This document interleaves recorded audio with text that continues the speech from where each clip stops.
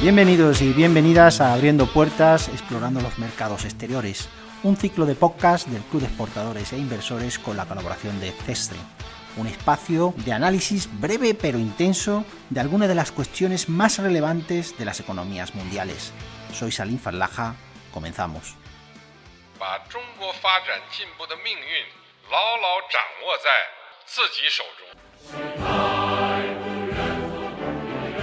Este primer episodio lo dedicamos a China, una economía que ha crecido las 4 últimas décadas de una manera espectacular, como ningún otro país lo ha hecho en la historia. Como decía el presidente Xi Jinping, al cual acabamos de escuchar, el crecimiento de China ha sido firme. Para hablar de China tenemos hoy a Rafael Lorin, analista de riesgo país, de CESTE, Agencia de Crédito a la Exportación. Rafael, bienvenido. Pues muchas gracias.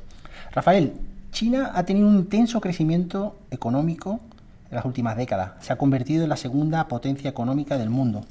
Pero, sin embargo, en los últimos años se está produciendo una desaceleración de la economía que ha llevado a algunos medios especializados a dar una visión algo más pesimista. ¿Podrías hacernos una foto del escenario económico actual de China? ¿Y cuáles son los principales retos económicos a los que hace frente China en este momento?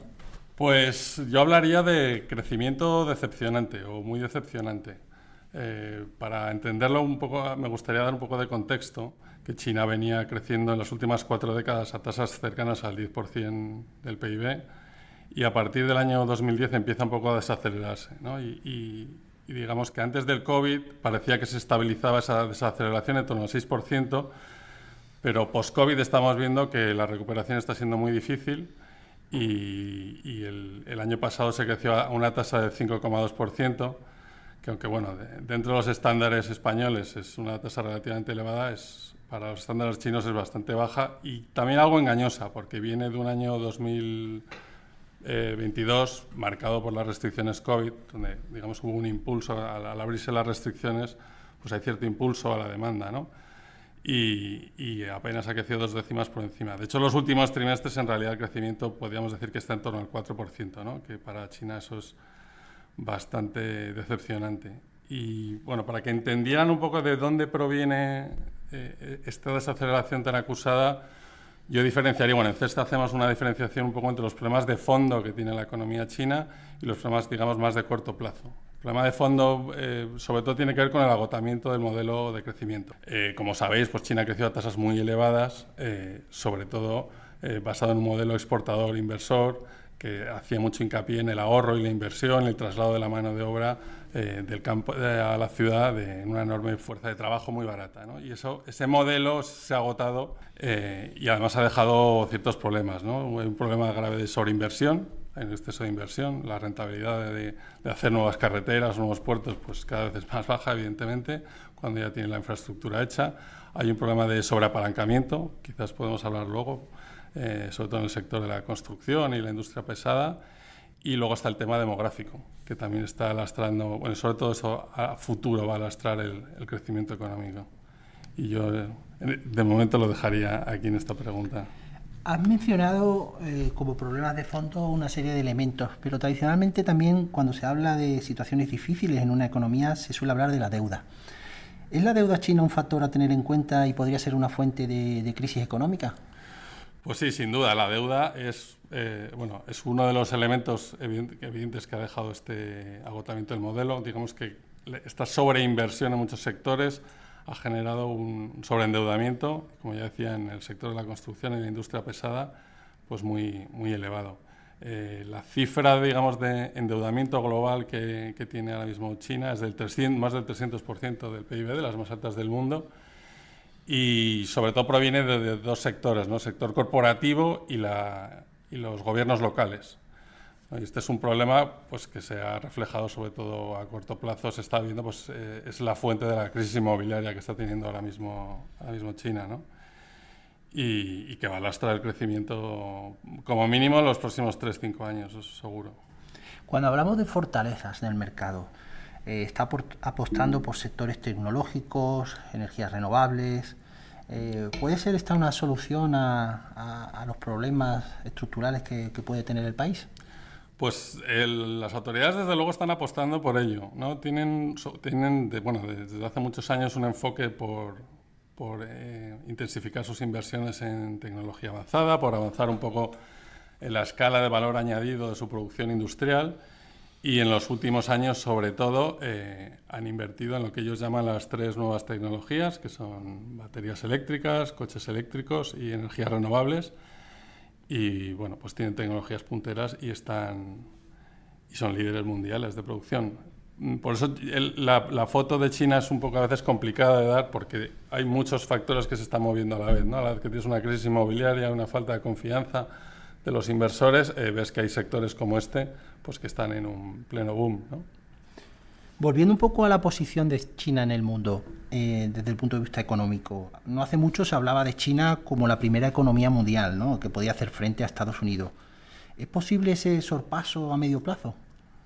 Bueno, esto es algo que está cambiando mucho últimamente. Digamos que hace unos años se daba por hecho que iba a haber un sorpaso, entendido como que China iba a tener un PIB a precios de mercado superior al de Estados Unidos, ¿no? Iba a ser la primera potencia mundial, y esto pues se está revisando.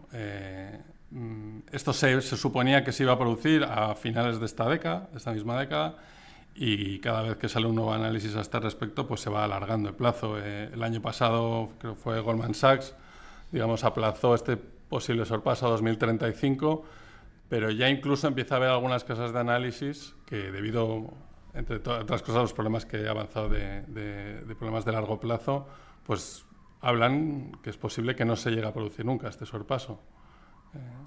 Con lo cual, pues esto es un cambio de paradigma desde hace unos años a aquí, pues importantísimo. Pasando ahora al plano político, ¿cuáles son los principales rasgos de la política actual china? Bueno, en la situación política yo hablaría sobre todo de concentración de poder en manos de Xi Jinping y de primar lo que sería el control político frente a las reformas económicas. En cuanto a la concentración de poder, pues hombre, el evento, digamos, que ha marcado el cierre de este proceso, porque es un proceso un poco progresivo, ¿no? Desde que llegó al poder Xi Jinping en 2013, pues hemos estado viendo esa concentración de poder, y creo que llegó a su culmen en el Congreso, en el 20 Congreso chino en 2022, pues cuando se eliminó el límite de mandatos. Ahora mismo Xi Jinping va a ser presidente vitalicio, y además ha ido tomando control de una serie de comisiones ministeriales en las que antes se delegaba bastante el poder, y ahora mismo pues está muy dirigidas por él personalmente, ¿no? En los últimos años, sobre todo a raíz del COVID, ¿no?, hemos sido testigos de una serie de protestas sociales, ¿no?, algo que es poco habitual en China. ¿Qué relación, qué impacto puede tener eso en el sistema actual de China? Sí, bueno, las protestas de 2022 a raíz del COVID, ¿no?, de las estrictas medidas de anti-COVID que tenía China, produjeron un poco un shock, en el sentido de que se daba por descontado la estabilidad política en el país, y estas protestas pues fueron muy llamativas, ¿no? Por dar un ejemplo, incluso se llegó a colgar un cartel en un puente en Pekín, haciendo, digamos, una crítica directa incluso al presidente Xi Jinping, algo bastante inaudito, ¿no? Pero nosotros no creemos que esto en realidad va a suponer un problema para la estabilidad política. Yo creo que hay que entender que en un país de 1.400 millones de habitantes pues es bastante normal que haya descontento, ¿no? Y este descontento, aunque hubo manifestaciones bastante multitudinarias, hay que entenderlo que en parte está dirigido a ciertas políticas, ¿no? En este caso era el COVID, y no necesariamente todas las protestas o el descontento que se muestra lo que pretende es un cambio de sistema político. Eso hay que entenderlo. En general, la mayor parte de la población, y esto está medido por encuestas relativamente independientes, pues está cómoda con el sistema actual, valora muy bien la prosperidad que le ha dado casi 4 décadas de crecimiento muy elevado, y valora mucho la seguridad que le aporta el Partido Comunista.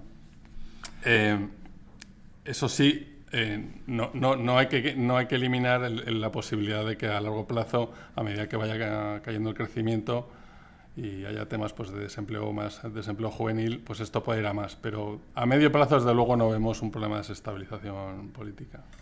Si hablamos ahora de relaciones exteriores, el tono nacionalista en China ha aumentado considerablemente. Siempre se ha dicho que la política de China es un ascenso pacífico, pero parece que eso está cambiando. ¿Hasta qué punto eso puede tener un impacto no solo en la región, sino a nivel global? Bueno, la política de ascenso pacífico nosotros consideramos que realmente se acabó hacia 2014. También ha sido algo progresivo, ¿no? A medida que, digamos, China ha ido aumentando su peso en la economía mundial, primero ha ido teniendo una posición más asertiva y luego hemos ido viendo incluso una deriva un poco nacionalista. Esto además se retroalimenta con Estados Unidos, porque Estados Unidos evidentemente ve que el ascenso chino puede rivalizar con ellos en muchos aspectos, ¿no? Tecnológicos, militares, y se crea una retroalimentación, ¿no? En posiciones, digamos, de rivalidad que a veces son incluso hostiles entre la Casa Blanca y Pekín.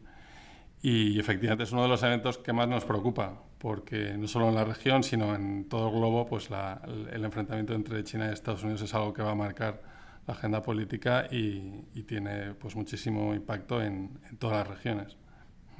Ya para concluir, Rafael, a modo de conclusión, por tu parte, ¿cuál es la perspectiva a medio plazo? Es decir, China en 5 años. ¿Dónde estará China política y económicamente hablando? Bueno, pues políticamente nosotros no vemos grandes cambios, como decía. Lo que vemos es una estabilidad política. Se va a seguir primando la estabilidad y el control por el aparato de seguridad interna y en cambio no vemos mucho espacio para reformas. En términos económicos, esto, pues evidentemente lo que vemos a medio plazo es problemas para crecer incluso entre el 4 y el 5%. Existe el riesgo, la posibilidad de que haya una crisis un poco a la japonesa, ¿no? Un crecimiento cada vez más bajo, con problemas incluso de deflación, ¿no?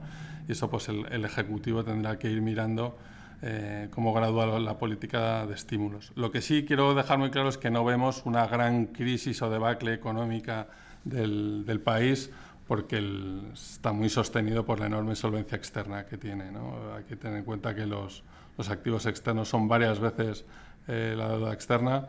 Por lo tanto, cualquier crisis que tenga pues va a poder ser manejada relativamente bien por las autoridades.